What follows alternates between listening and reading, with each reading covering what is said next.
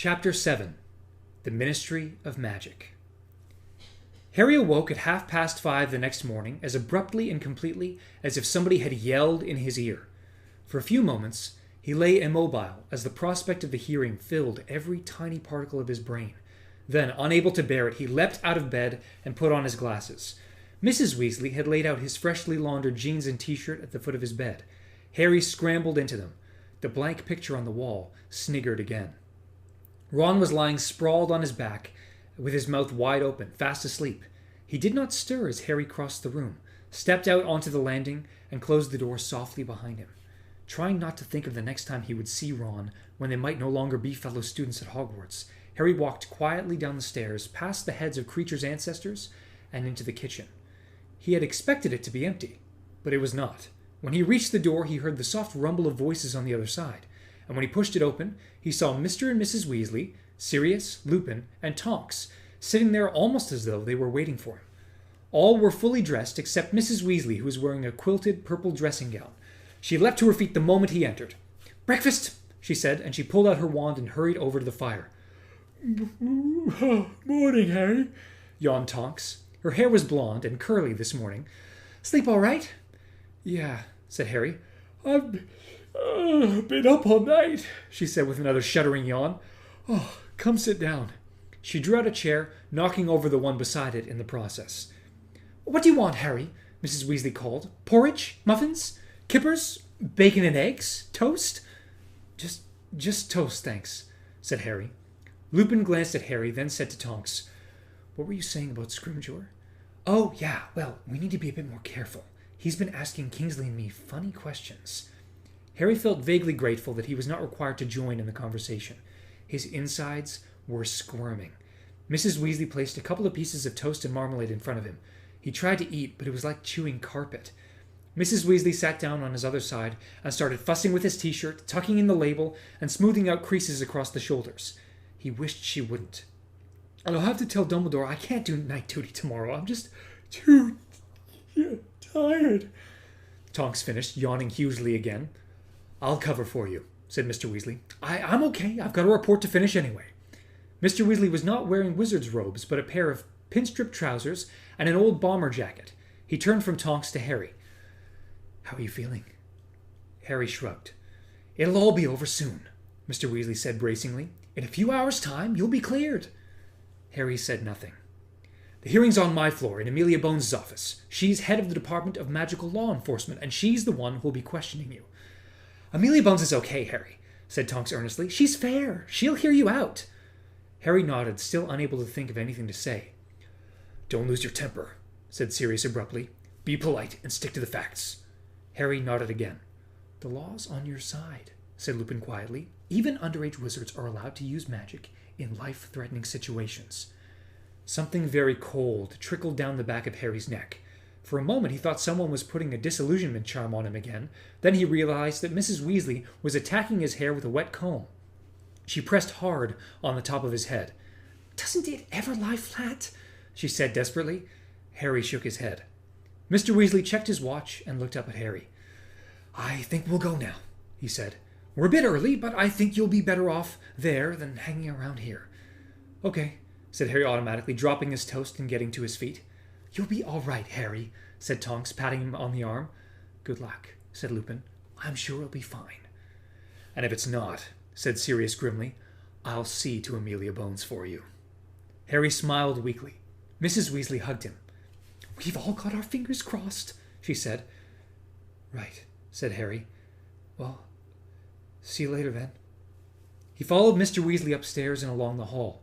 He could hear Sirius's mother grunting in her sleep behind her curtains. Mr. Weasley unbolted the door, and they stepped out into the cold grey dawn. "You don't normally walk to work, do you?" Harry asked him as they set off briskly around the square.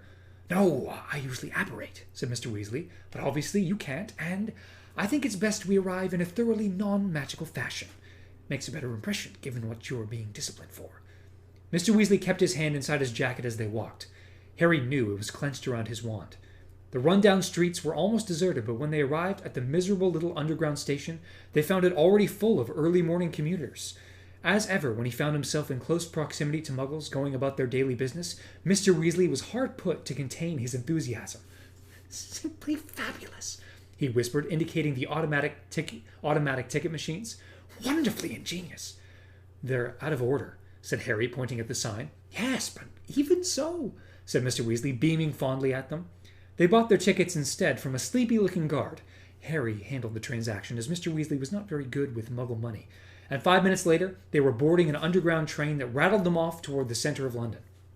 Mr. Weasley kept anxiously checking and rechecking the underground map above the windows. 4 stops, Harry. 3 stops left now. 2 stops to go, Harry." They got off at a station in the very heart of London, swept from the train in a tide of besuited men and women carrying briefcases. Up the escalator they went, through the ticket barrier, Mr. Weasley delighted with the way the style swallowed his ticket, and emerged onto a broad street lined with imposing-looking buildings, already full of traffic. "Where are we?" said Mr. Weasley blankly, and for one heart-stopping moment Harry thought they had got off at the wrong station, despite Mr. Weasley's continual references to the map. But a second later he said, "Ah, yes, this way, Harry," and led him down a side road. "Sorry," he said, "but I never come by train, and it all looks rather different from a Muggle perspective. As a matter of fact, I've never even used the visitor's entrance before." The farther they walked, the smaller and less imposing the buildings became, until finally they reached a street that contained several rather shabby-looking offices, a pub, and an overflowing dumpster. Harry had expected a rather more impressive location for the Ministry of Magic. "Here we are," said Mr. Weasley, brightly pointing to an old red telephone box, which was missing several panes of glass and stood before a heavily graffitied wall. "After you, Harry." He opened the telephone box door. Harry stepped inside, wondering what on earth this was about. Mr. Weasley folded himself in beside Harry and closed the door. It was a tight fit. Harry was jammed against the telephone apparatus, which was hanging crookedly from the wall, as though a vandal had tried to rip it off. Mr. Weasley reached past Harry for the receiver. "Mr. Weasley, I think this might be out of order too," Harry said. No, I'm sure it's fine," said Mr. Weasley, holding the receiver above his head and peering at the dial. Let's see. 6, he dialed the number. 2, 4, another 4, and another 2. As the dial whirled smoothly back into place, a cool female voice sounded inside the telephone box, not from the receiver in Mr. Weasley's hand, but as loudly and plainly as though an invisible woman were standing right beside them. "Welcome to the Ministry of Magic. Please state your name and business." Said Mr. Weasley, clearly uncertain whether he should talk into the receiver or not. He compromised by holding the mouthpiece to his ear. "Arthur Weasley, misuse of Muggle Artifacts Office, here to escort Harry Potter, who has been asked to attend a disciplinary hearing." "Thank you," said the cool female voice. "Visitor, please take the badge and attach it to the front of your robes." There was a click and a rattle, and Harry saw something slide out of the metal chute where returned coins usually appeared. He picked it up. It was a square silver badge with Harry Potter, disciplinary hearing on it. He pinned it to the front of his t-shirt as the female voice spoke again. "Visitor to the Ministry, you are required to submit to a search and present your wand for registration at the security desk, which is located at the far end of the atrium." The floor of the telephone box shuddered. They were sinking slowly into the ground. Harry watched apprehensively as the pavement rose up past the glass windows of the telephone box until darkness closed over their heads. Then he could see nothing at all. He could only hear a dull grinding noise as the telephone box made its way down through the earth. After about a minute, though it felt much longer to Harry, a chink of golden light illuminated his feet and, widening, rose up his body until it hit him in the face, and he had to blink to stop his eyes from watering. "The Ministry of Magic wishes you a pleasant day," said the woman's voice. The door of the telephone box sprang open and Mr. Weasley stepped out of it, followed by Harry, whose mouth had fallen open. They were standing at one end of a very long and splendid hall with a highly polished dark wood floor. The peacock blue ceiling was inlaid with gleaming golden symbols that were continually moving and changing like some enormous heavenly notice board. The walls on each side were paneled in shiny dark wood and had many gilded fireplaces set into them. Every few seconds, a witch or wizard would emerge from one of the left-hand fireplaces with a soft whoosh. On the right-hand side, short queues of wizards were forming before each fireplace, waiting to depart. Halfway down the hall was a fountain. A group of golden statues, larger than life-size, stood in the middle of a circular pool. Tallest of them was a noble-looking wizard, with his wand pointing straight up in the air. Grouped around him was a beautiful witch, a centaur, a goblin, and a house elf. The last three were all looking adoringly up at the witch and wizard.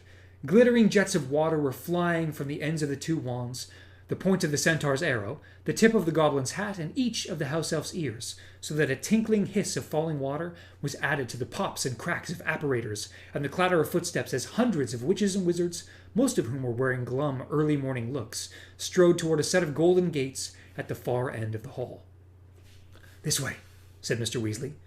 They joined the throng, wending their way between the ministry workers, some of whom were carrying tottering piles of parchment, others battered briefcases, still others reading the Daily Prophet as they walked. As they passed the fountain, Harry saw silver sickles and bronze nuts glinting up at him from the bottom of the pool. A small, smudged sign beside it read, "All proceeds from the Fountain of Magical Brethren will be given to St. Mungo's Hospital for magical maladies and injuries." "If I'm not expelled from Hogwarts, I'll put in 10 galleons," Harry found himself thinking desperately. "Over here, Harry," said Mr. Weasley, and they stepped out of the stream of ministry employees heading for the Golden Gates, toward a desk on the left, over which hung a sign saying "Security." A badly shaven wizard in peacock blue robes looked up as they approached and put down his Daily Prophet. "I'm escorting a visitor," said Mr. Weasley, gesturing toward Harry.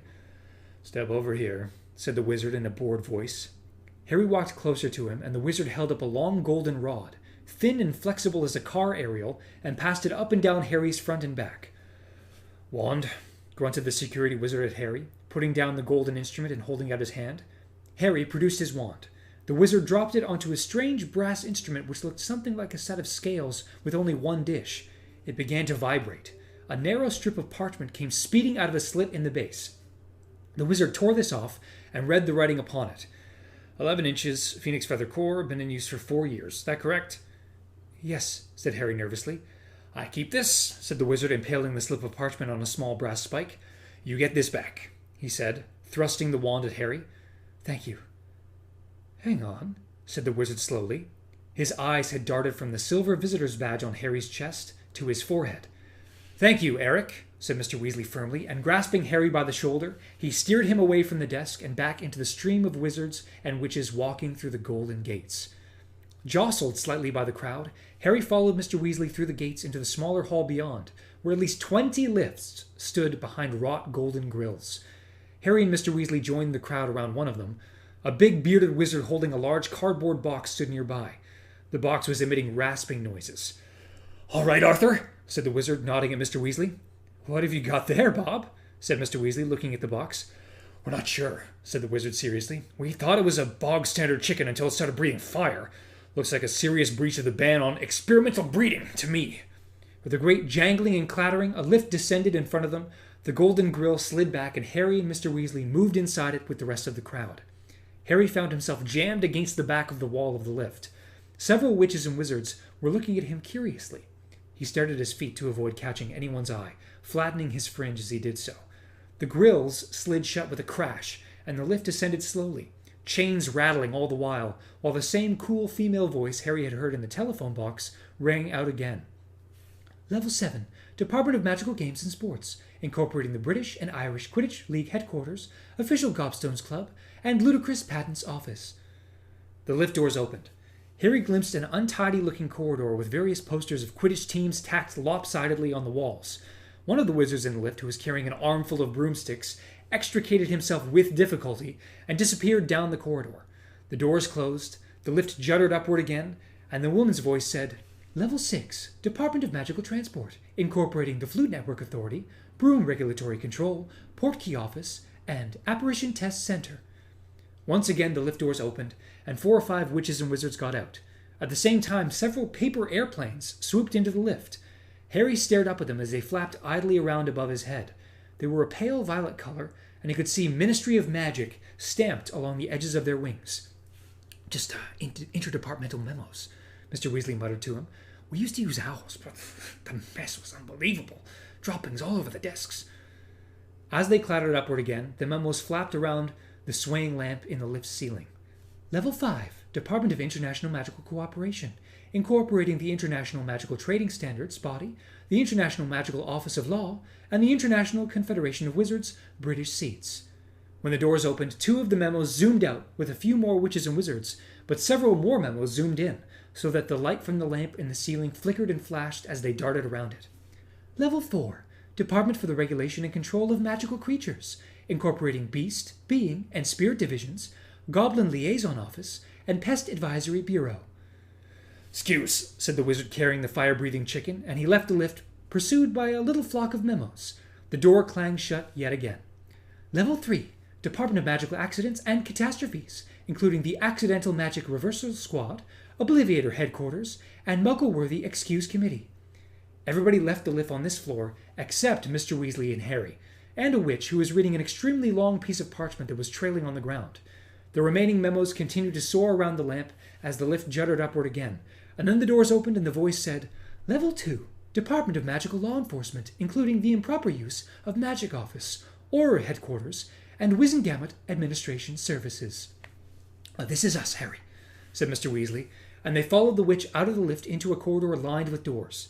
My office is on the other side of the floor. Mr. Weasley, said Harry as they passed a window through which sunlight was streaming, aren't we underground?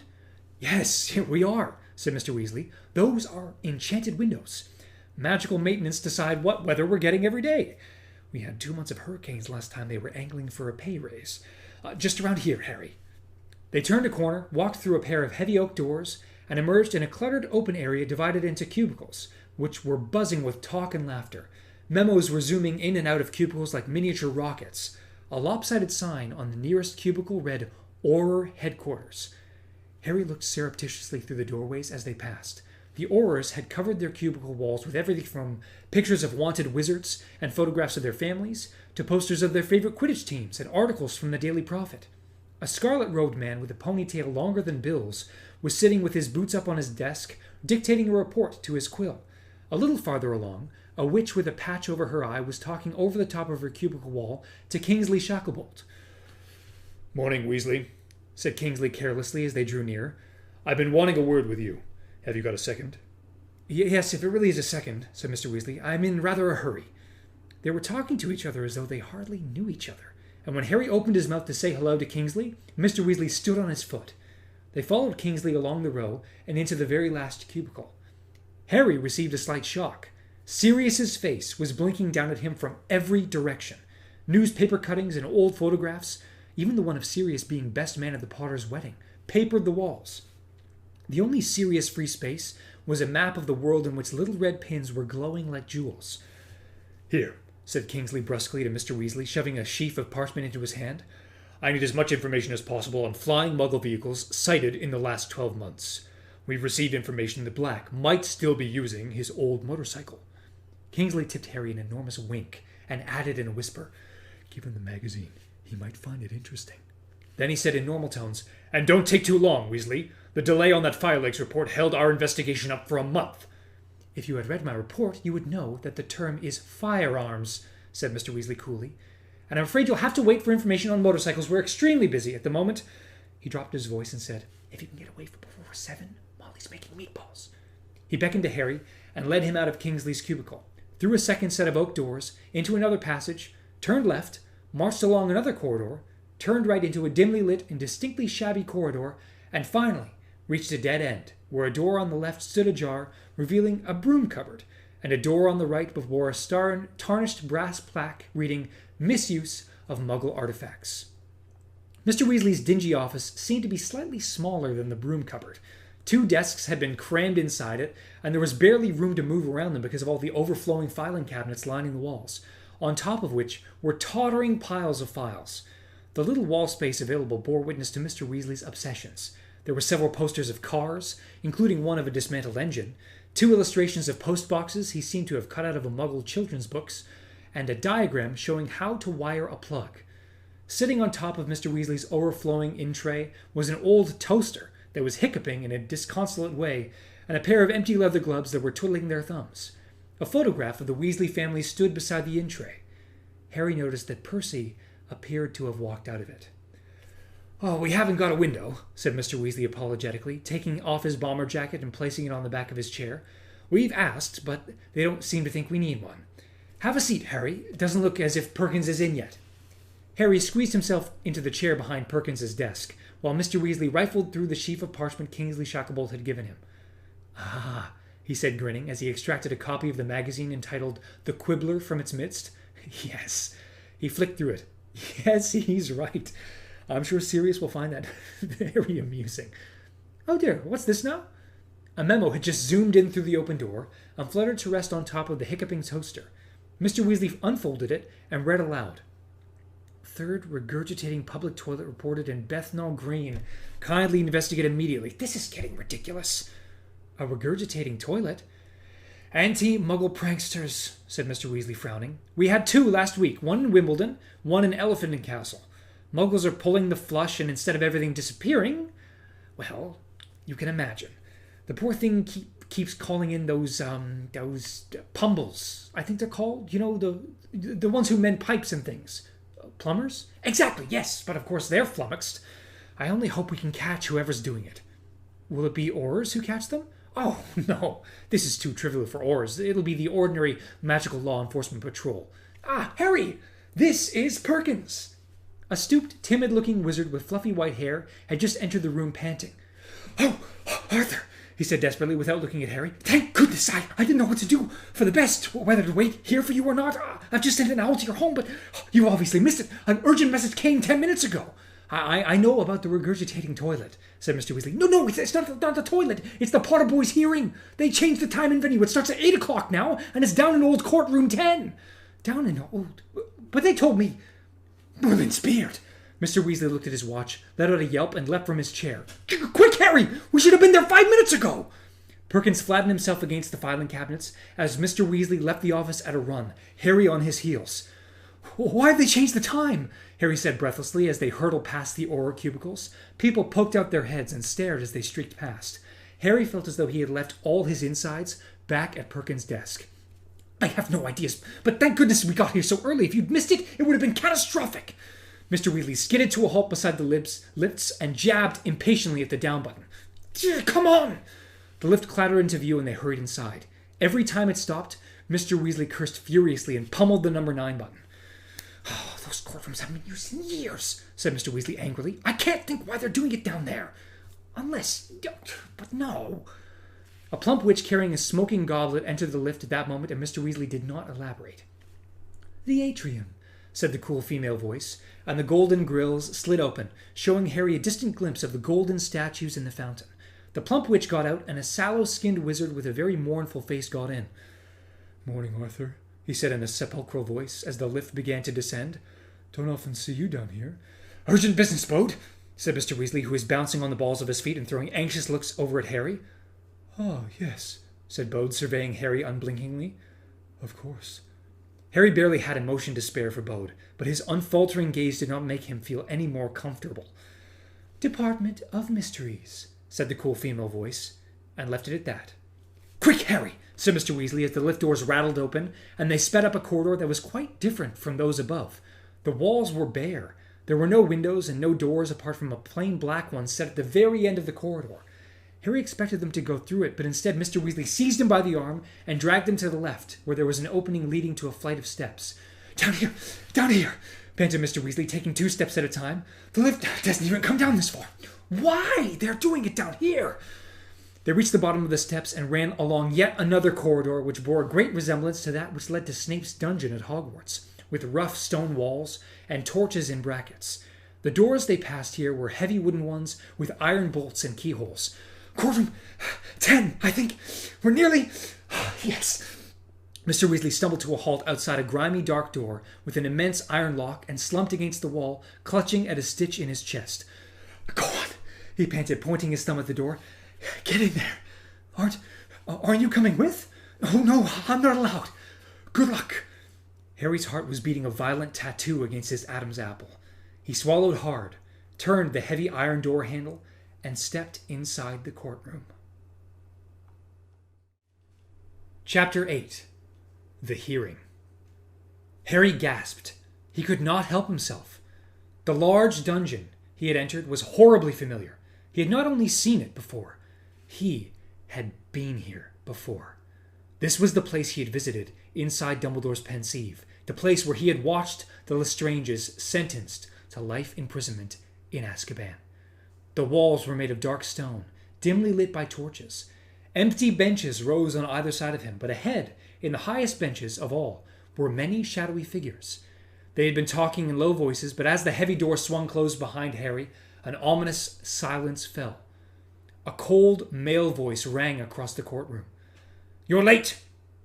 "Sorry," said Harry nervously. I didn't know the time had changed." "This is not the Wizengamot's fault," said the voice. "An owl was sent to you this morning. Take your seat."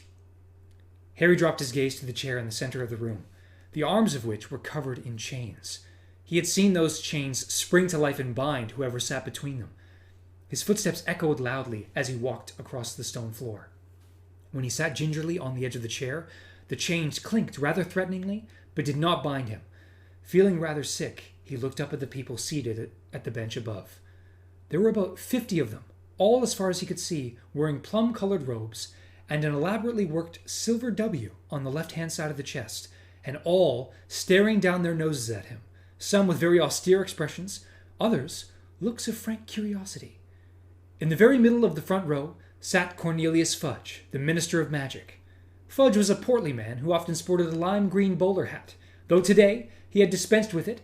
He had dispensed, too, with the indulgent smile he had once worn when he spoke to Harry. A broad, square-jawed witch with very short grey hair sat on Fudge's left. She wore a monocle and looked forbidding. On Fudge's right was another witch, but she was sitting so far back on the bench that her face was in shadow. "Very well," said Fudge. "The accused being present, finally, let us begin. Are you ready?" he called down the row. "Yes, sir," said an eager voice Harry knew. Ron's brother Percy was sitting at the very end of the front bench.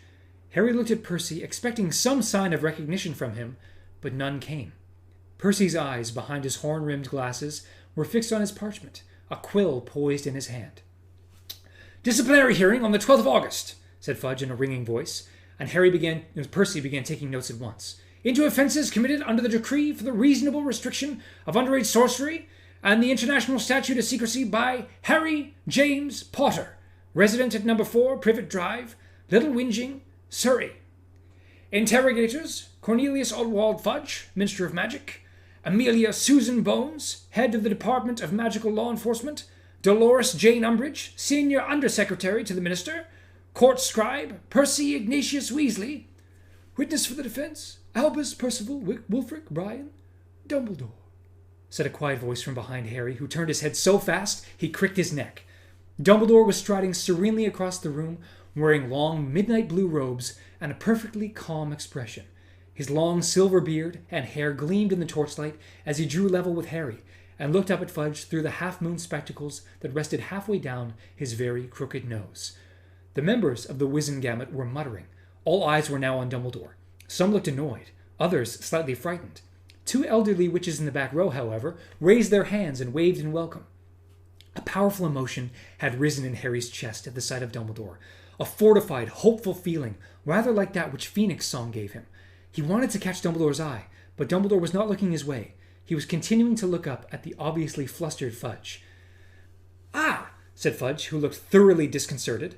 "Dumbledore, yes, you got our message that the time and place of the hearing had changed, then?" "I must have missed it," said Dumbledore cheerfully.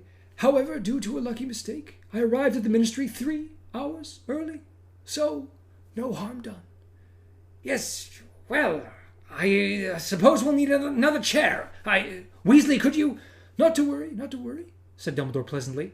He took out his wand, gave it a little flick, and a squashy chintz armchair appeared out of nowhere next to Harry. Dumbledore sat down, putting the tips of his long fingers together, and looked at Fudge over them with an expression of polite interest. The Wizengamot was still muttering and fidgeting restlessly. Only when Fudge spoke again did they settle down. "Yes," said Fudge again, shuffling his nose.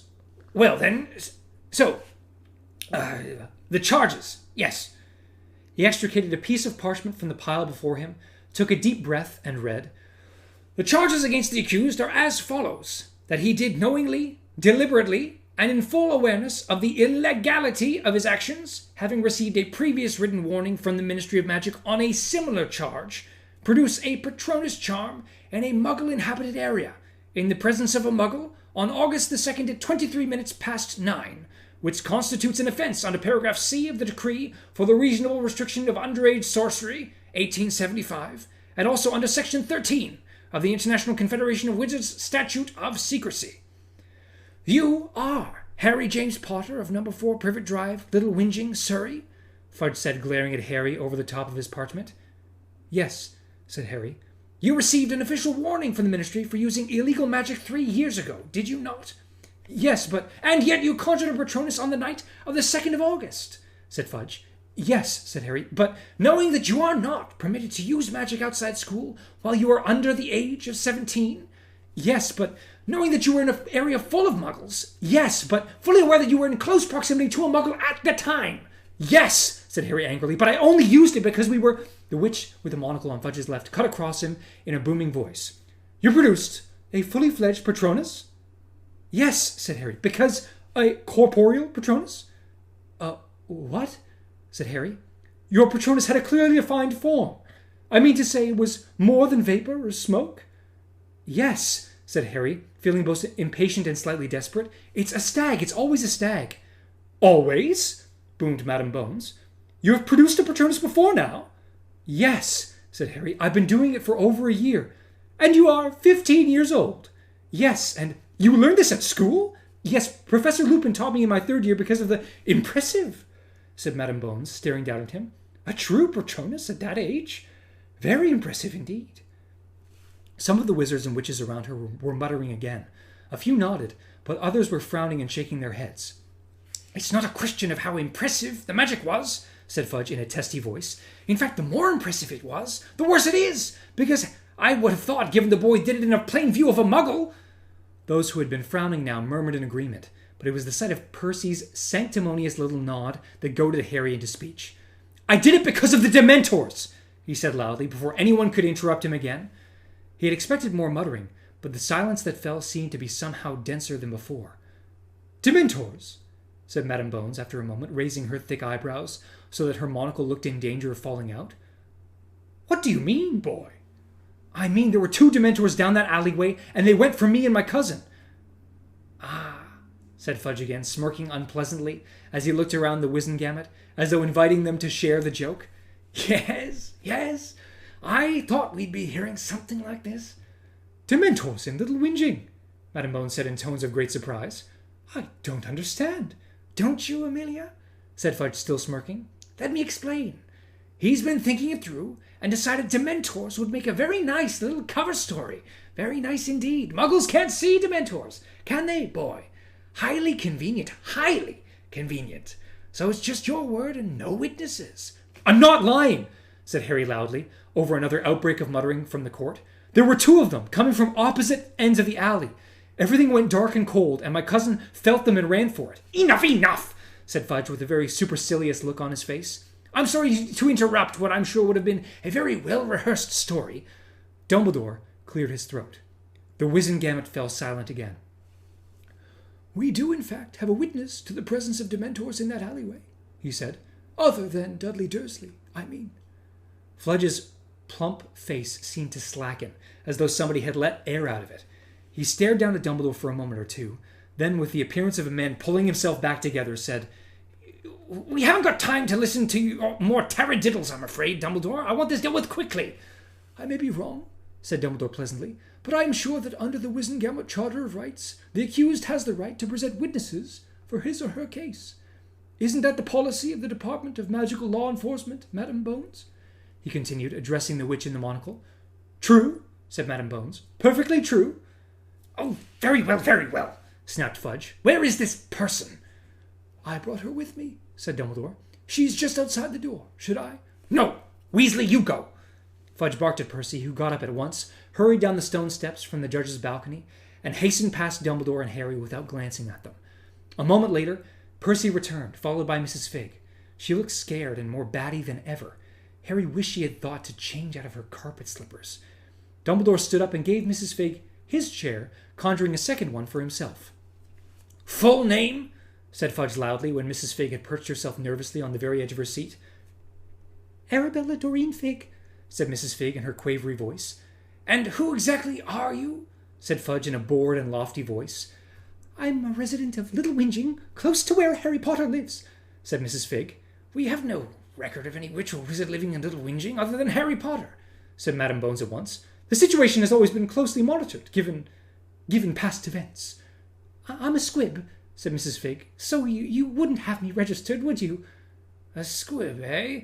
said Fudge, eyeing her suspiciously. "We'll be checking that. You'll leave details of your parentage with my assistant, Weasley. Incidentally, can squibs see Dementors?" he added, looking left and right along the bench where he sat. Yes, we can," said Mrs. Figg indignantly. Fudge looked back down at her, his eyebrows raised. "Very well," he said coolly. "What is your story?" "I had gone out to buy cat food from the corner shop at the end of Wisteria Walk shortly after 9 on the evening of the 2nd of August, gabbled Mrs. Figg at once, as though she had learned what she was saying by heart, "when I heard a disturbance down the alleyway between Magnolia Crescent and Wisteria Walk. On approaching the mouth of the alleyway, I saw Dementors running—" "Running?" said Madame Bones sharply. "Dementors don't run. They glide." That's what I meant to say," said Mrs. Figg quickly, patches of pink appearing in her withered cheeks, "gliding along the alley toward what looked like 2 boys. "What did they look like?" said Madame Bones, narrowing her eyes so that the monocle's edges disappeared into her flesh. "Well, one was very large, and the other one rather skinny." No, said Madame Bones impatiently. "The Dementors! Describe them." "Oh," said Mrs. Figg, the pink flush creeping up her neck now. "They were big and wearing cloaks." Harry felt a horrible sinking in the pit of his stomach. Whatever Mrs. Figg said to the contrary, it sounded to him as though the most she had ever seen was a picture of a Dementor, and a picture could never convey the truth of what these beings were. The eerie way they moved, hovering inches over the ground, or the rotting smell of them, or that terrible rattling noise they made when they sucked on the surrounding air. A dumpy wizard with a large black mustache in the second row leaned close to his neighbor, a frizzy-haired witch, and whispered something in her ear. She smirked and nodded. "Big and wearing cloaks," repeated Madame Bones coolly, while Fudge snorted derisively. "I see. Anything else?" "Yes," said Mrs. Figg. "I felt them. Everything went cold. And this was a very warm summer's night, mark you. And I felt as though all happiness had gone from the world. And I remembered dreadful things." Her voice shook and died. Madame Bones's eyes widened slightly.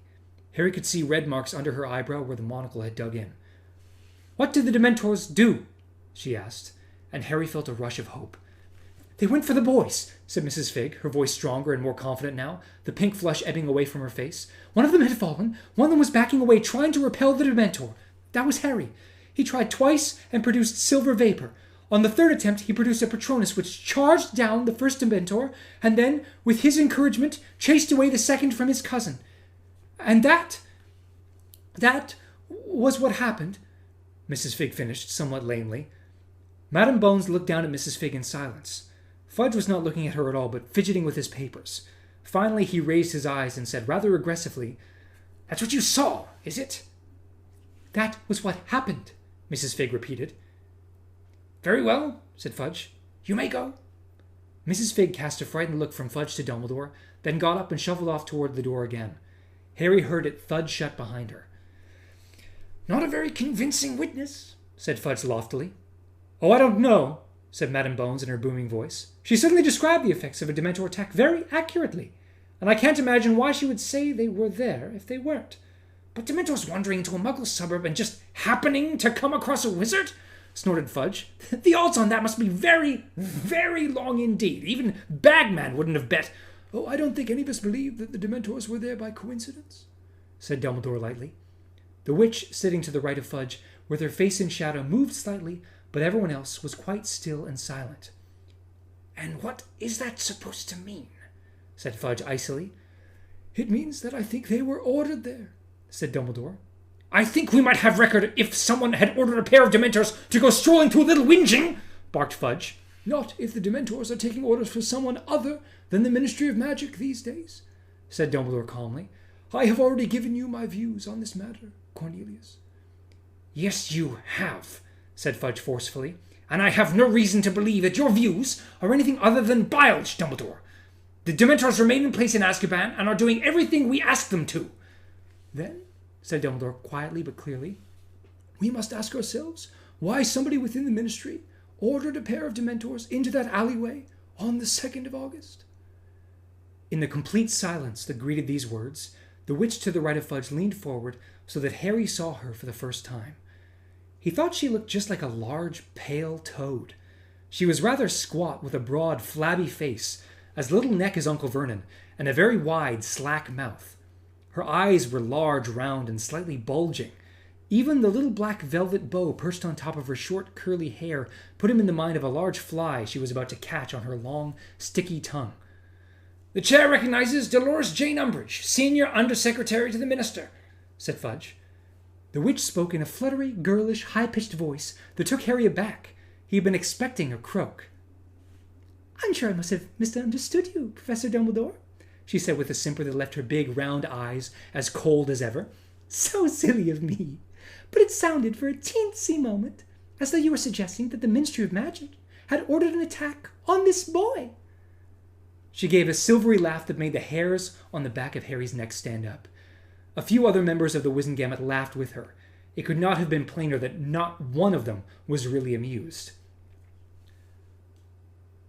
If it is true that the Dementors are taking orders only from the Ministry of Magic, and it is also true that 2 Dementors attacked Harry and his cousin a week ago, then it follows logically that somebody at the Ministry might have ordered the attacks, said Dumbledore politely. Of course, these particular Dementors may have been outside Ministry control. There are no Dementors outside Ministry control, snapped Fudge, who had turned brick red. Dumbledore inclined his head in a little bow. Then undoubtedly the Ministry will be making a full inquiry into why 2 Dementors were so very far from Azkaban, and why they attacked without authorization. It is not for you to decide what the Ministry of Magic does or does not do, Dumbledore, snapped Fudge, now a shade of magenta of which Uncle Vernon would have been proud. Of course it isn't, said Dumbledore. I was merely expressing my confidence that this matter will not go uninvestigated. He glanced at Madame Bones, who readjusted her monocle and stared back at him, frowning slightly. I would remind everybody that the behavior of these Dementors, if they indeed are not figments of this boy's imagination, is not the subject of this hearing, said Fudge. We are here to examine Harry Potter's offences under the decree for the reasonable restriction of underage sorcery. Of course we are, said Dumbledore, but the presence of Dementors in that alleyway is highly relevant. Clause 7 of the decree states that magic may be used before Muggles in exceptional circumstances, and those exceptional circumstances include situations that threaten the life of the wizard or witch himself, or witches, wizards, or Muggles present at the time of the... We are familiar with Clause 7, thank you very much, snarled Fudge. Of course you are, said Professor Dumbledore courteously. Then we are in agreement that Harry's use of the Patronus charm in these circumstances falls precisely into the category of exceptional circumstances it describes. If there were Dementors, which I doubt... You have heard from an eyewitness, Dumbledore interrupted. If you still doubt her truthfulness, call her back, question her again.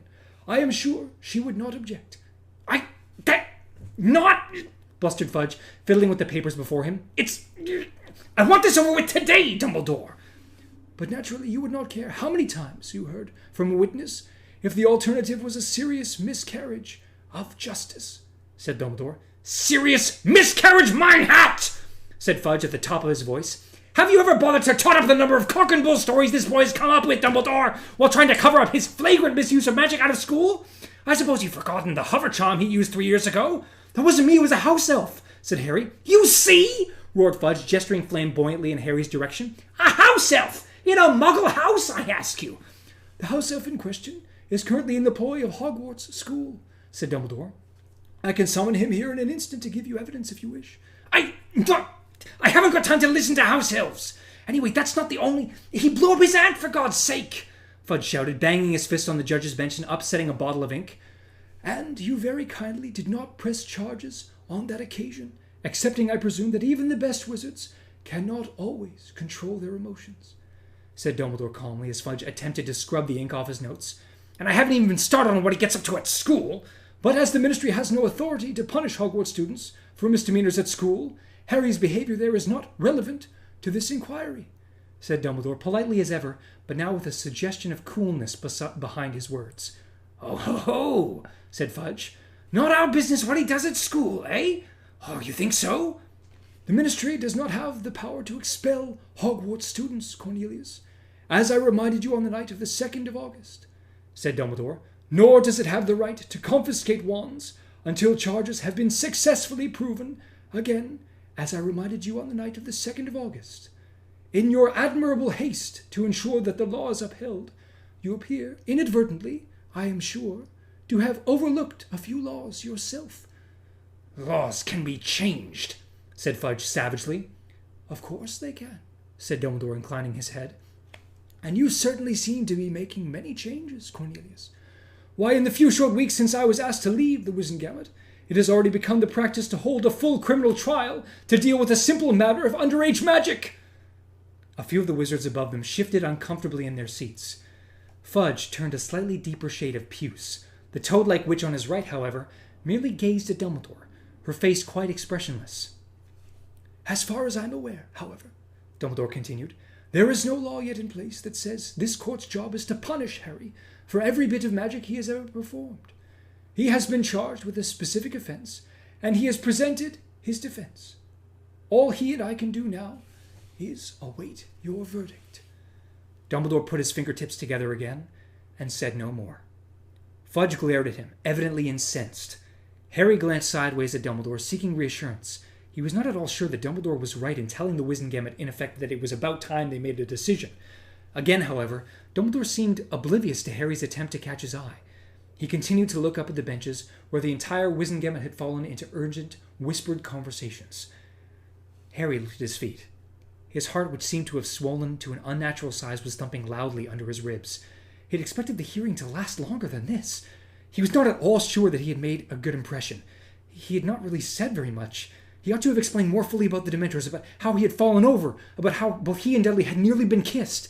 Twice he looked up at Fudge and opened his mouth to speak, but his swollen heart was now constricting his air passages, and both times he merely took a deep breath and looked back at his shoes. Then the whispering stopped. Harry wanted to look up at the judges, but found that it was really much, much easier to keep examining his laces. Those in favor of clearing the accused of all charges, said Madame Bones' booming voice. Harry's head jerked upward. There were hands in the air, many of them. More than half!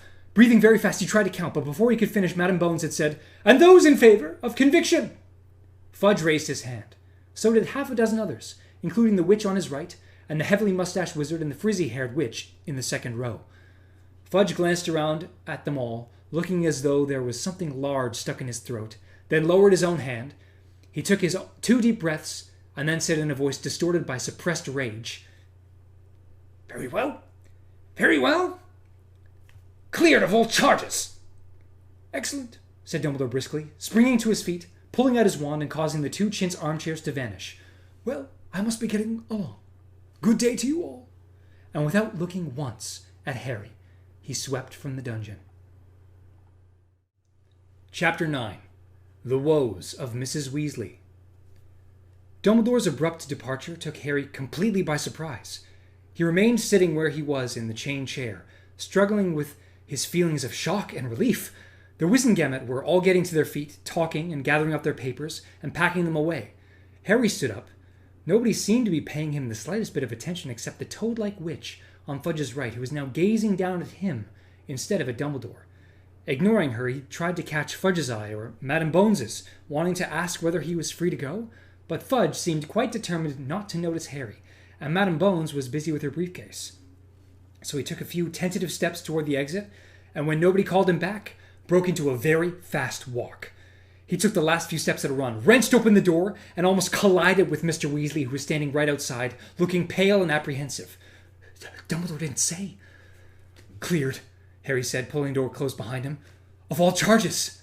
Beaming, Mr. Weasley seized Harry by the shoulders. "Harry, that's wonderful! Well, of course, they couldn't have found you guilty, not on the evidence.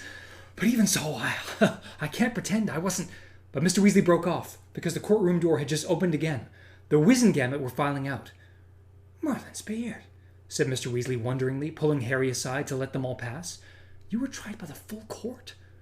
"I think so," said Harry quietly. 1 or 2 of the passing wizards nodded to Harry as they passed, and a few, including Madame Bones, said, "Morning, Arthur," to Mr. Weasley, but most averted their eyes.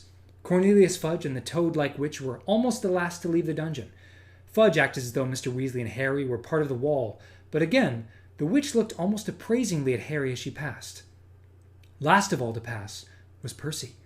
Like Fudge, he completely ignored his father and Harry.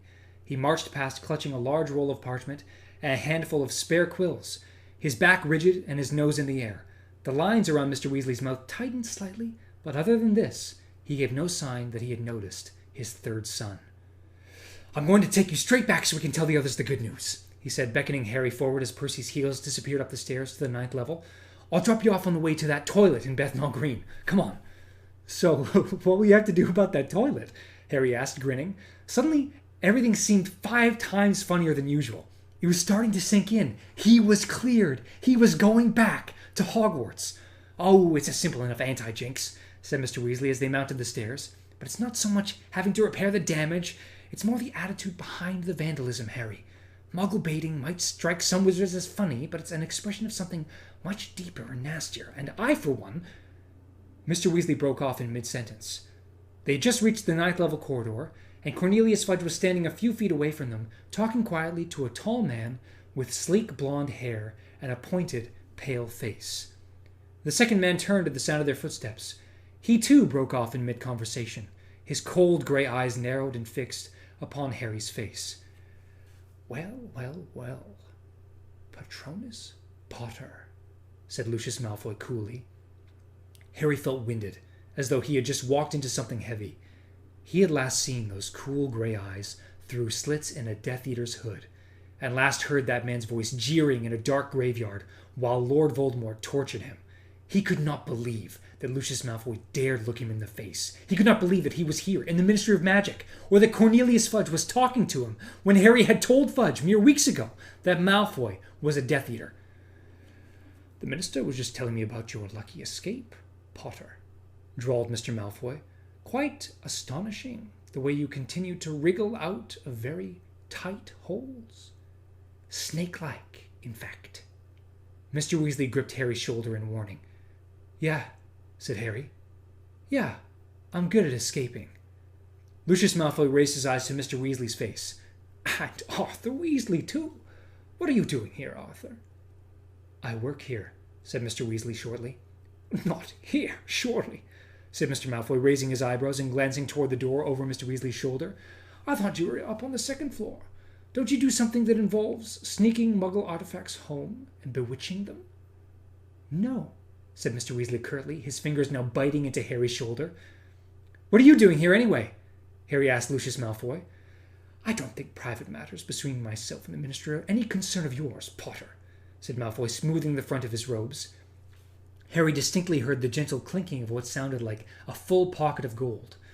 "Really, just because you're Dumbledore's favourite boy, you must not expect the same indulgence from the rest of us.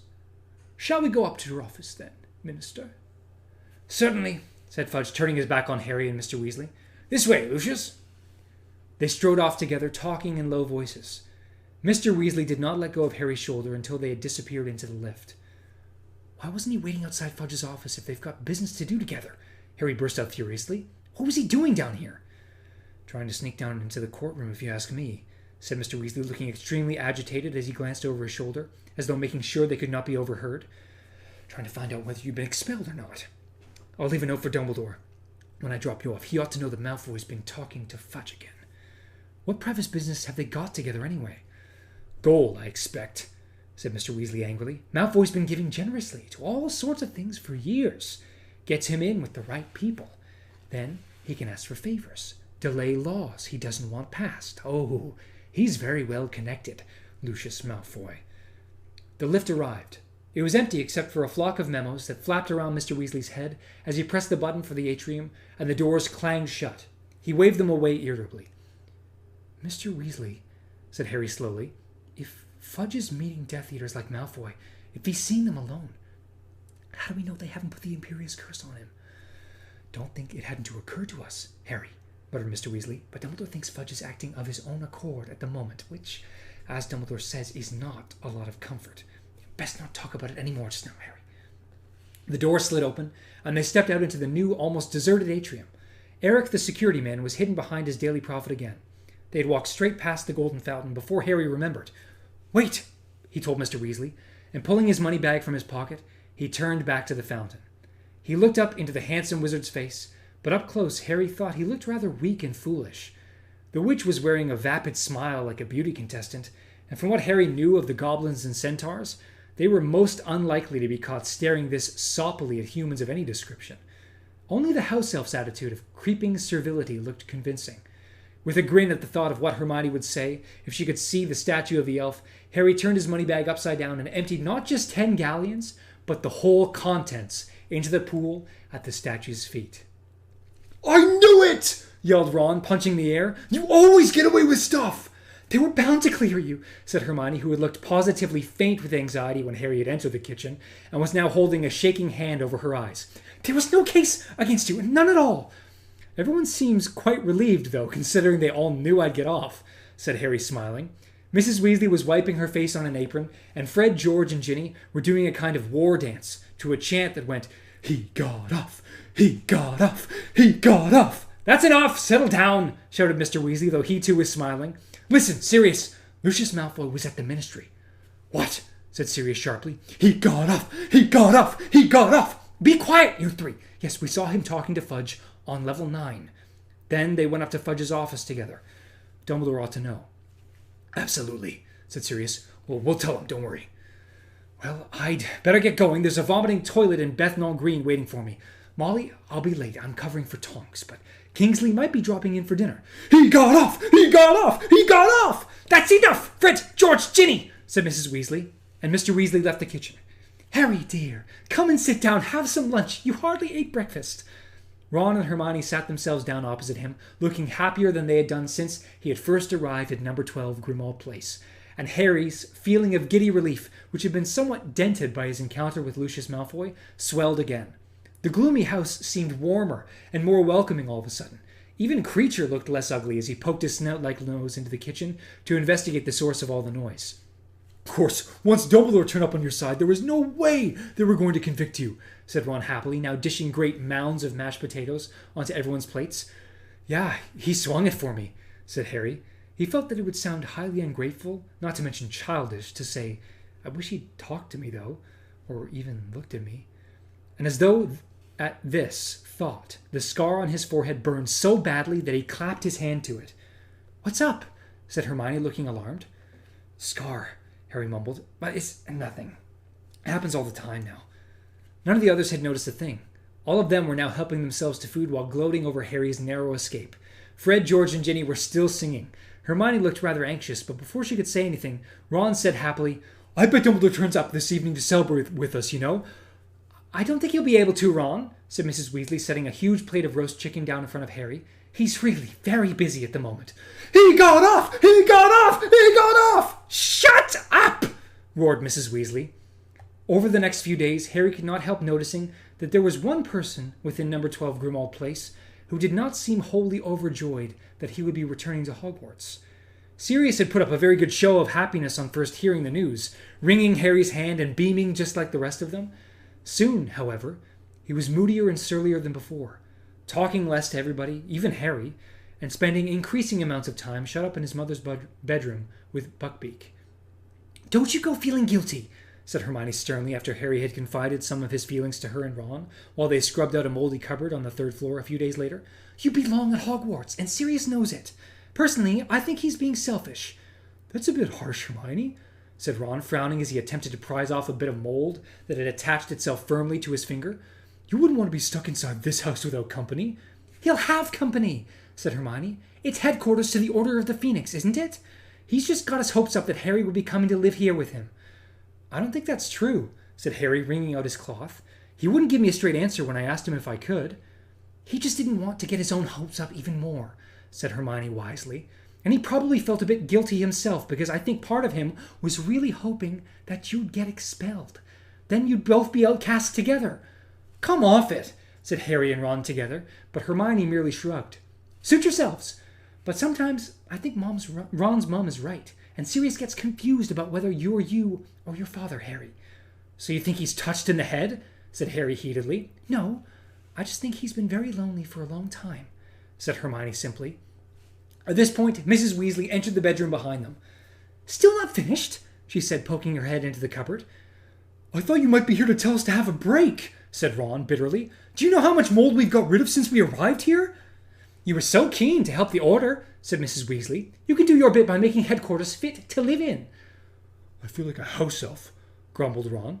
Well, now that you understand what dreadful lives they lead, perhaps you'll be a bit more active in SPEW, said Hermione hopefully, as Mrs. Weasley left them to it again. You know, maybe it wouldn't be a bad idea to show people exactly how horrible it is to clean all the time. We could do a sponsored scrub of Gryffindor Common Room. All proceeds to SPEW. It would raise awareness as well as funds. I'll sponsor you to shut up about spew, Ron muttered irritably, but only so Harry could hear him. Harry found himself daydreaming about Hogwarts more and more as the end of the holidays approached. He could not wait to see Hagrid again, to play Quidditch, even to stroll across the vegetable patches to the herbology greenhouses.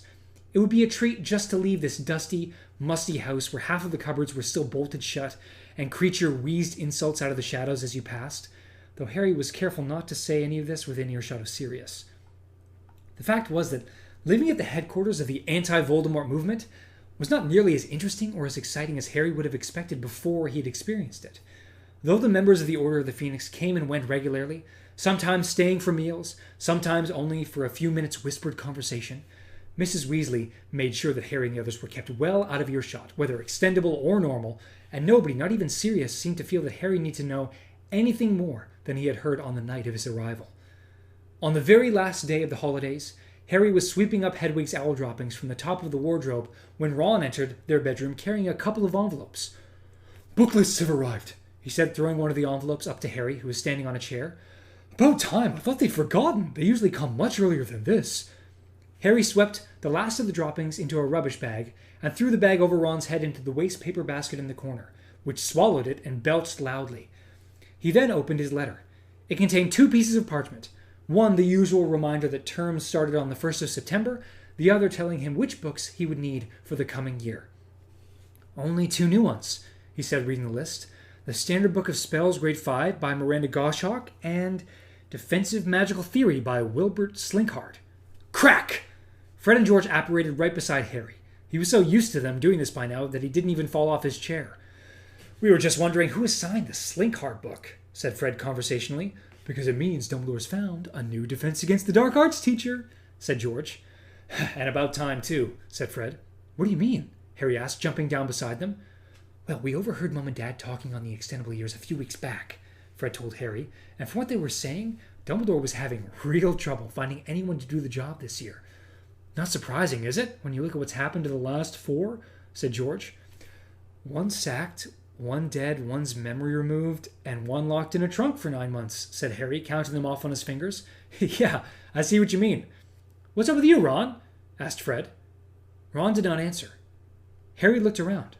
Ron was standing very still with his mouth slightly open, gaping at his letter from Hogwarts. "What's the matter?" said Fred impatiently, moving around Ron to look over his shoulder at the parchment. Fred's mouth fell open too. "Prefect?" he said, staring incredulously at the letter. "Prefect?" George leapt forward, seized the envelope in Ron's other hand, and turned it upside down. Harry saw something scarlet and gold fall into George's palm. "No way," said George in a hushed voice. There's been a mistake," said Fred, snatching the letter out of Ron's grasp and holding it up to the light as though checking for a watermark. "No one in the right mind would make Ron a prefect." The twins' heads turned in unison, and both of them stared at Harry. "We thought you were a cert," said Fred in a tone that suggested Harry had tricked them in some way. "We thought Dumbledore was bound to pick you," said George indignantly. "Winning the Triwizard and everything," said Fred. "I suppose all the mad stuff must have counted against him," said George to Fred. "Yeah," said Fred slowly. "Yeah, you've caused too much trouble, mate. Well, at least one of you's got their priorities right." He strode over to Harry and clapped him on the back while giving Ron a scathing look. "Prefect. Ickle Ronnie, the prefect."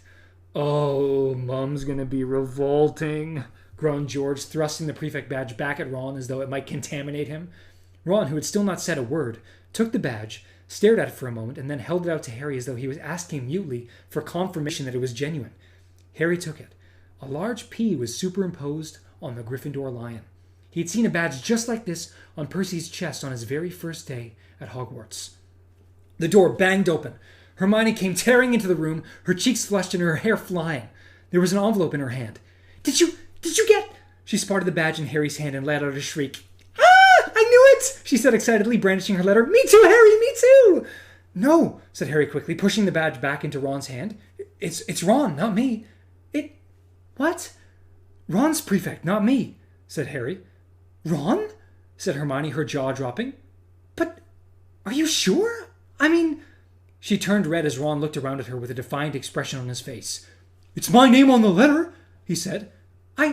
Said Hermione, looking thoroughly bewildered. Well, wow! Well done, Ron, that's really..." "Unexpected," said George, nodding. "No," said Hermione, blushing harder than ever. "No, it's not. Ron's done loads of... he's really..." The door behind her opened a little wider, and Mrs. Weasley backed into the room carrying a pile of freshly laundered robes. "Ginny said the book list had come at last," she said, glancing around at all the envelopes as she made her way over to the bed and started sorting the robes into 2 piles.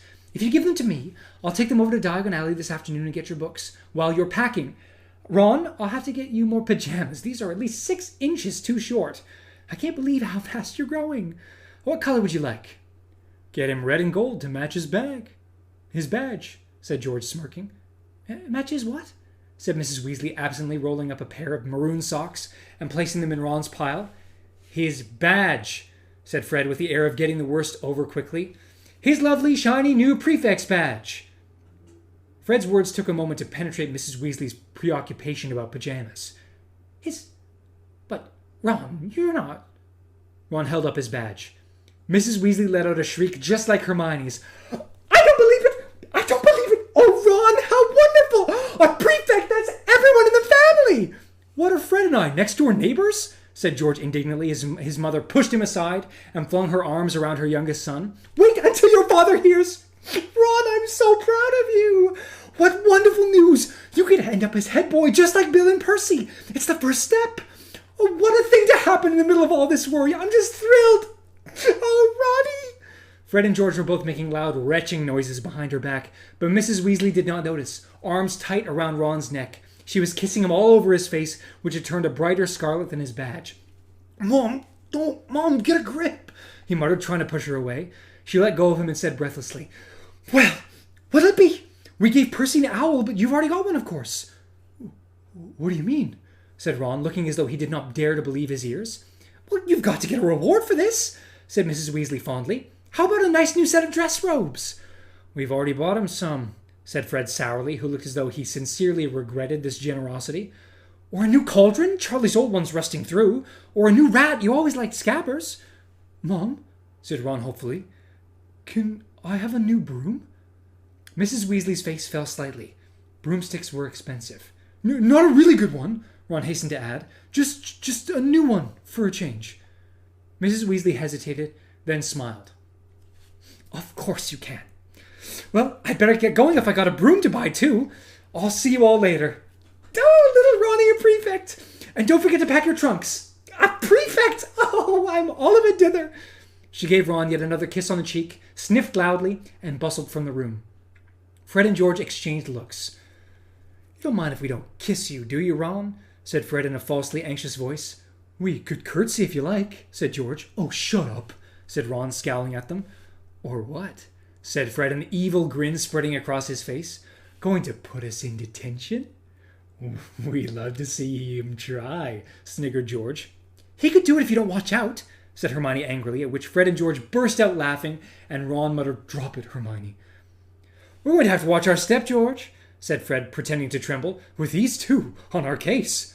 "Yeah, it looks like our law-breaking days are finally over," said George, shaking his head, and with another loud crack, the twins disappeared. "Those two," said Hermione furiously, staring up at the ceiling, through which they could now hear Fred and George roaring with laughter in the room upstairs. "Don't pay any attention to them, Ron. They're only jealous."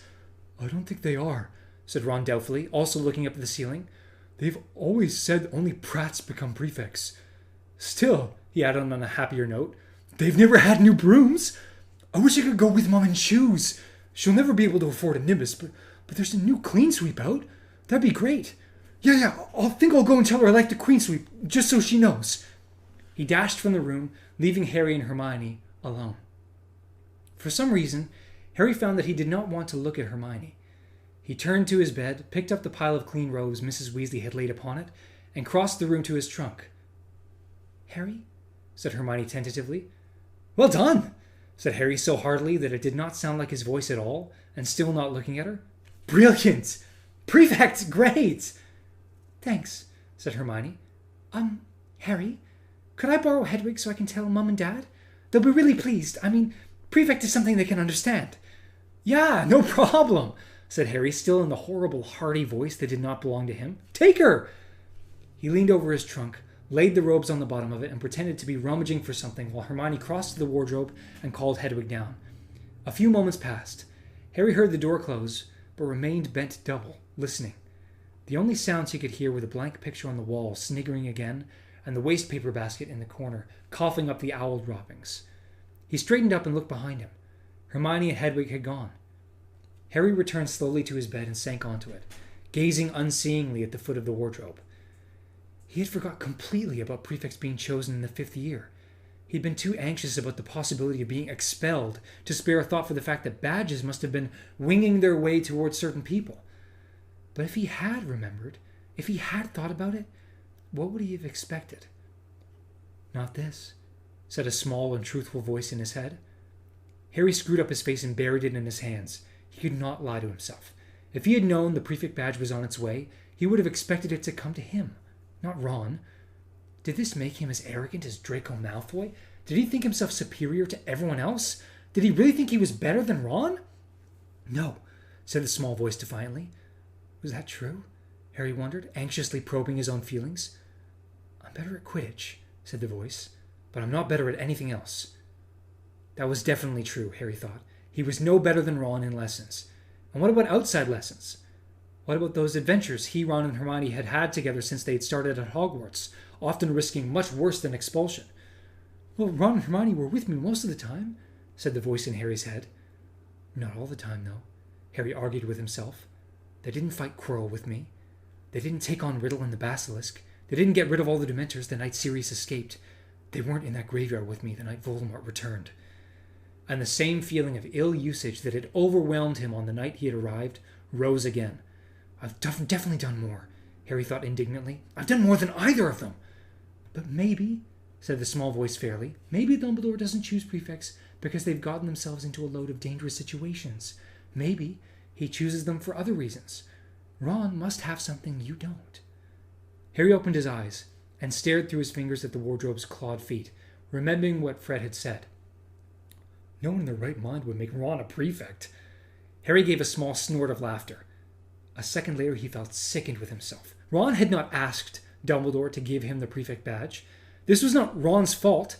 Was he, Harry, Ron's best friend in the world, going to sulk because he didn't have a badge, laugh with the twins behind Ron's back, ruin this for Ron when for the first time he had beaten Harry at something?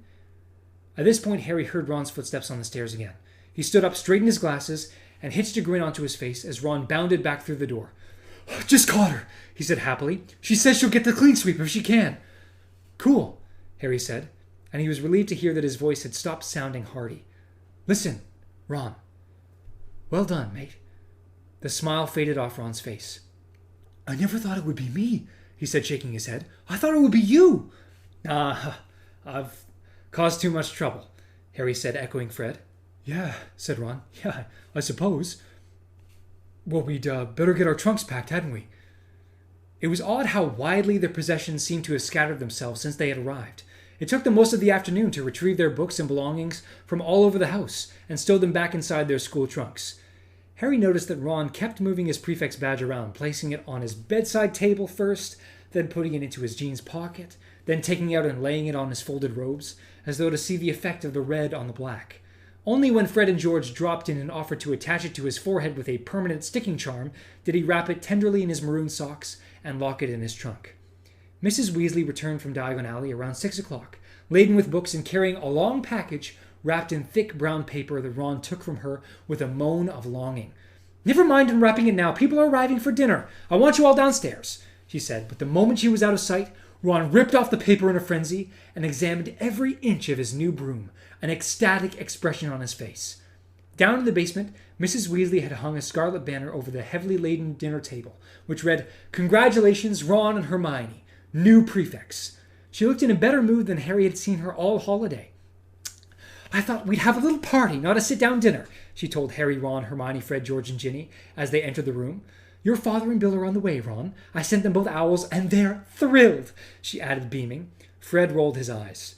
Sirius, Lupin, Tonks, Kingsley Shacklebolt were already there, and Mad-Eye Moody stumped in shortly after Harry had got himself a butterbeer. Oh, Alistair, I'm glad you're here, said Mrs. Weasley brightly as Mad-Eye shrugged off his travelling cloak. We've been wanting to ask you for ages. Could you have a look in the writing desk in the drawing room and tell us what's inside it? We haven't wanted to open it just in case there's something really nasty. No problem, Molly.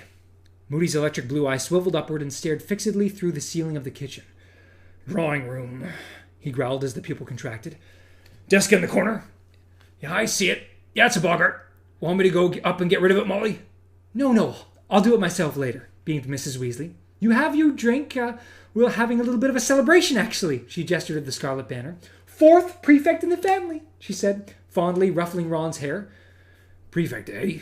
Growled Moody, his normal eye on Ron, and his magical eye swiveling around to gaze into the side of his head. Harry had the very uncomfortable feeling it was looking at him, and moved away towards Sirius and Lupin. Well, congratulations, said Moody, still glaring at Ron with his normal eye.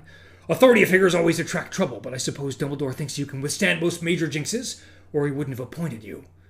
Ron looked rather startled at this view of the matter, but was saved the trouble of responding by the arrival of his father and eldest brother.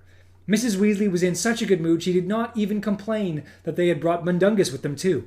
He was wearing a long overcoat that seemed oddly lumpy in unlikely places, and declined the offer to remove it and put it with Moody's traveling cloak.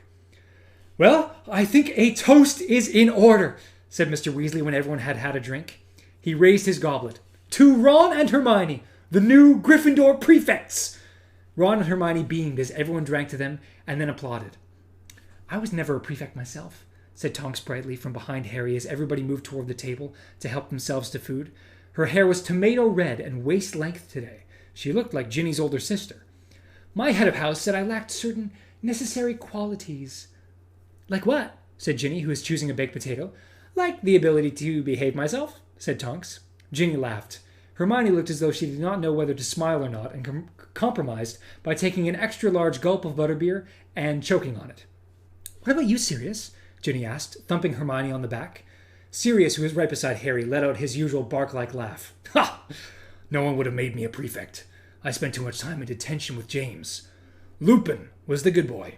He got the badge. I think Dumbledore might have hoped that I would be able to exercise some control over my best friends, said Lupin. I need scarcely say that I failed dismally. Harry's mood suddenly lifted. His father had not been a prefect either.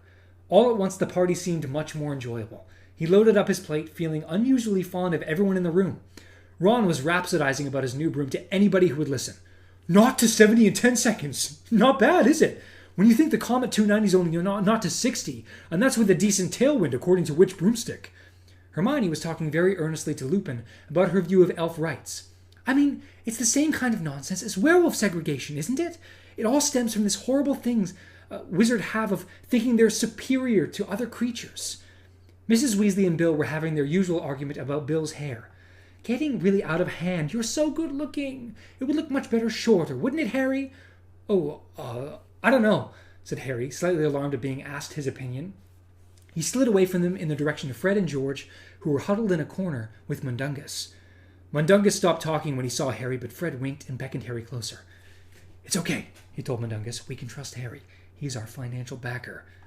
Look what Dung's gotten us, said George, holding out his hand to Harry. It was full of what looked like shriveled black pods. A faint rattling noise was coming from them, even though they were completely stationary. Venomous tentacular seeds, said George. We need them for the skiving snack boxes, but they're a Class C, non-tradable substance, so we've been having a bit of trouble getting a hold of them. 10 galleons for the lot then done, said Fred. We've all the trouble I went to get him, said Mundungus, his saggy, bloodshot eyes stretching even wider. I'm sorry, lads, but I'm not taking a nut under 20. Dung likes his little joke, Fred said to Harry. Yeah, the best one so far has been 6 sickles for a bag of gnarl quills, said George. Be careful, Harry warned them quietly. What? Said Fred. Mum's busy going over Prefect Ron. We're okay. But Moody could have his eye on you, Harry pointed out. Mundungus looked nervously over his shoulder. Good point, that, he grunted. All right, lads, 10 it is, if you'll take 'em quick. Cheers, Harry, said Fred delightedly when Mundungus had emptied his pockets into the twins' outstretched hands and scuttled off toward the food. Oh, we'd better get these upstairs. Harry watched them go, feeling slightly uneasy. It had just occurred to him that Mr. and Mrs. Weasley would want to know how Fred and George were financing their joke shop business when, as was inevitable, they finally found out about it.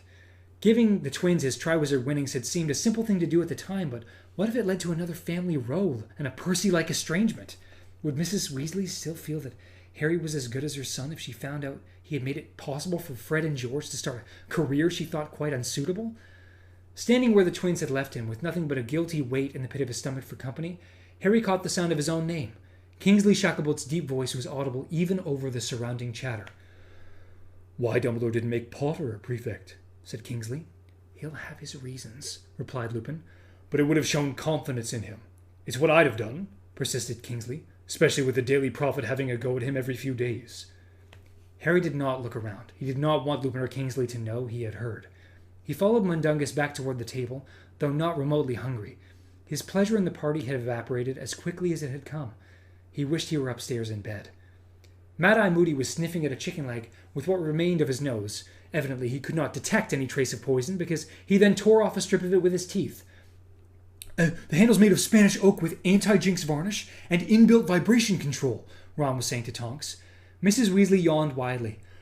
"Oh, well, I think I'll sort out that boggart before I turn in. Arthur, I don't want this lot up too late, all right? Night, Harry, dear." She left the kitchen. Harry set down his plate and wondered whether he could follow her without attracting any attention. "You all right, Potter?" grunted Moody. "Yeah, fine," lied Harry. Moody took a swig from his hip flask, his electric blue eyes staring sideways at Harry. "Come here. I've got something that might interest you," he said. From an inner pocket of his robes, Moody pulled a very tattered old wizarding photograph. "Original Order of the Phoenix," growled Moody. "Found it last night when I was looking for my spare invisibility cloak, seeing as Podmore hasn't had the manners to return my best one. Thought people might like to see it." Harry looked at the photograph. A small crowd of people, some waving at him, others lifting their glasses, looked back up at him. "There's me," said Moody unnecessarily, pointing at himself. The Moody in the picture was unmistakable, though his hair was slightly less gray and his nose was intact. "And there's Dumbledore beside me. Daedalus Diggle's on the other side.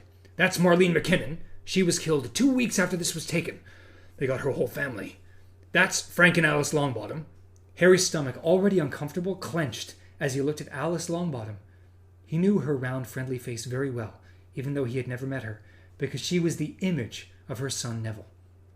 "Poor devils," growled Moody. "Better dead than what happened to them. And that's Emmeline Vance, you met her. And then there's Lupin, obviously. Benji Fenwick, he copped it too. We only ever found bits of him. Shift aside there," he added, poking the picture, and the little photographic people edged sideways so that those who were partially obscured could move to the front.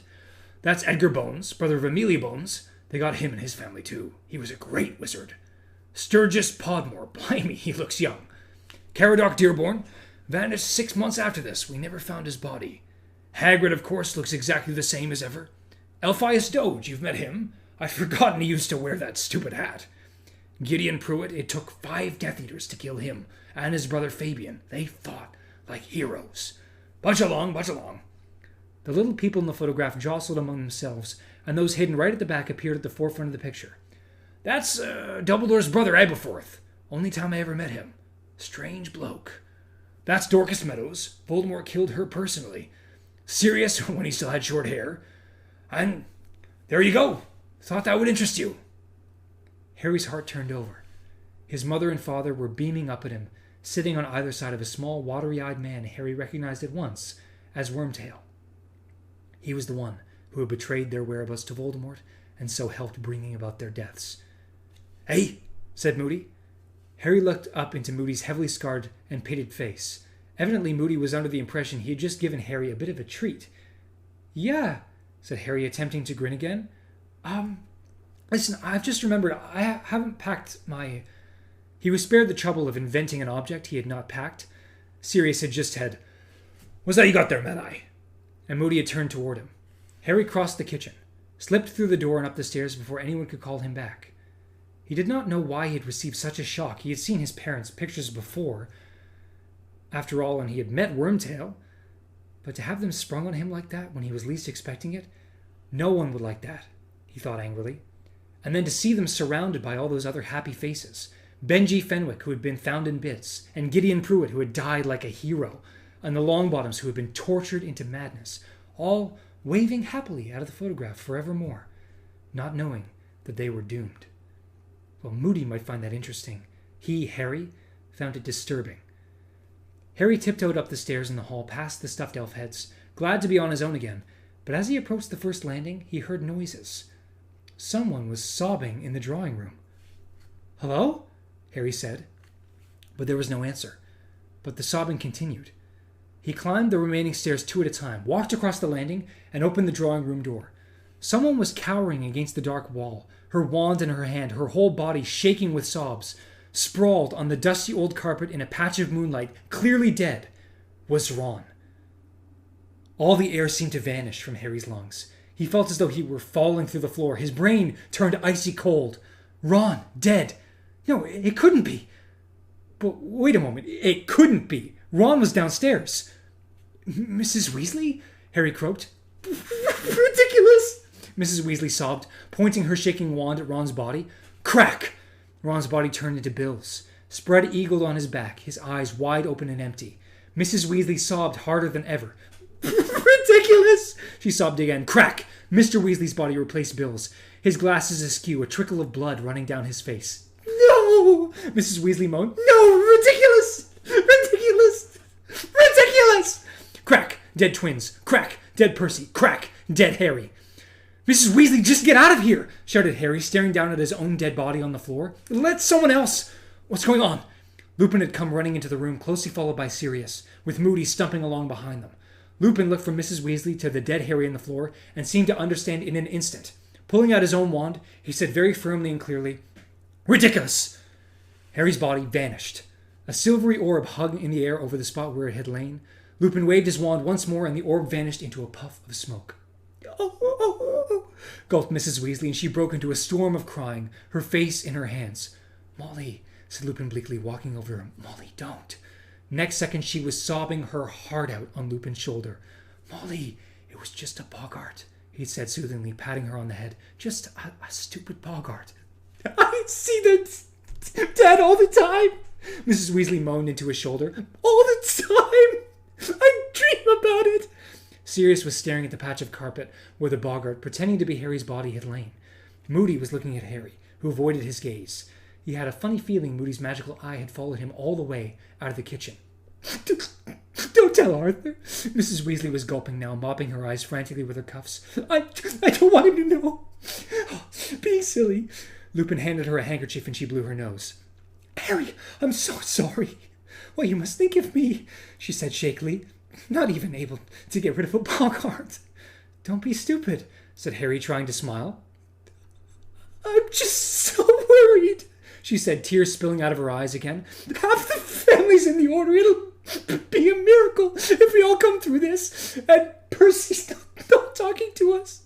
What if something dreadful happens and we never made up?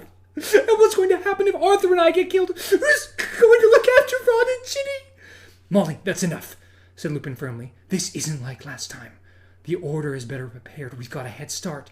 We know what Voldemort's up to." Mrs. Weasley gave a little squeak of fright at the sound of the name. "Oh, Molly, come on. It's about time you got used to hearing it." "Look, I can't promise no one's going to get hurt. Nobody can promise that. But we are much better off than we were last time. You weren't in the Order then. You don't understand. Last time, we were outnumbered 20 to 1 by the Death Eaters, and they were picking us off one by one." Harry thought of the photograph again, of his parents' beaming faces. He knew Moody was still watching him. "Don't worry about Percy," said Sirius abruptly. "He'll come around. It's a matter of time before Voldemort moves into the open. Once he does, the whole Ministry is going to be begging us to forgive them. And I'm not sure I'll be accepting their apology," he added bitterly. "And as for who's going to look after Ron and Ginny if you and Arthur died," said Lupin, smiling slightly, "what do you think we'd do? Let them starve?"